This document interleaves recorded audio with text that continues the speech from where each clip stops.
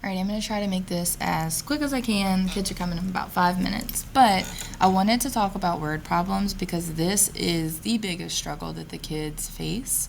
They don't know how to make sense of a situation. They wind up just doing stuff with numbers. So like in this question, it says that a recipe calls for 2/3 a cup of milk for one batch of muffins. Mia's making 4 batches. How much milk will she need in all? What a lot of the kids do is they will resort to just seeing a keyword in all, and they've been taught that in all means adding. So they'll do 2/3 plus 4 and get 4 and 2/3 when this is not an addition problem. So this is where our models come in. And so when we solve word problems, we always go through the same kind of thinking. The first thinking is take out the numbers so that you can make sense of the situation. So like I would say, okay, this is talking about a recipe that needs milk, and it's telling us how much milk is needed for one batch of muffins, but she's making a couple of batches of muffins. And the question is asking, like, how much milk am I going to need? They need to understand and comprehend that situation before they start looking at anything to do with the numbers. So we want to slow them down, and we want them to be thinking about what's actually being represented here. Well, in this situation, I know that one batch of muffins is 2/3 of a cup of milk, which means the second batch that she's making is also 2/3 of a cup of milk. And then so would the third batch and the fourth batch. And it's asking for how much milk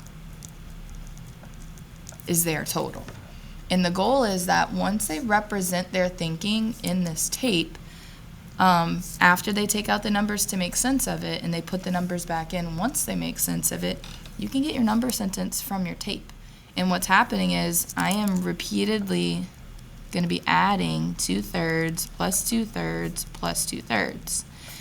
And so they could use repeated addition to solve this. And then some of the kids are going to be like, well, wait, I'm just making 4 copies of 2/3. And either way, they're going to get 8/3 as their answer, and then they can simplify that by pulling out the whole, and we get 2 full wholes, which is 6/3 with 2/3 left over. And again, the goal of the tape is to help them make sense of the situation.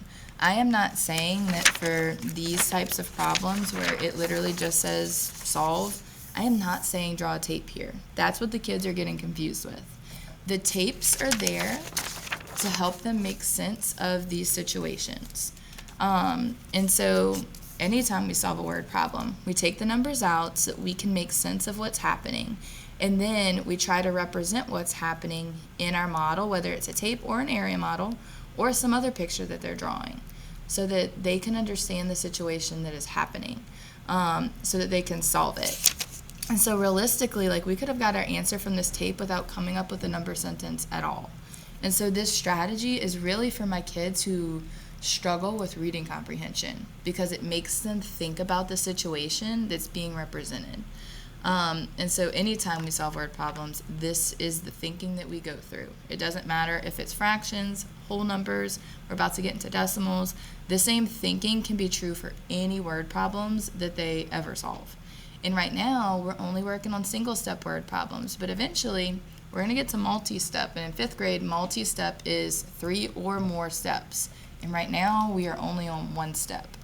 But again, tapes are here to help slow them down to understand the situation itself. And I'll upload a video of me going through 14, 15, and 16 so you can kind of see my thinking as I solve these problems.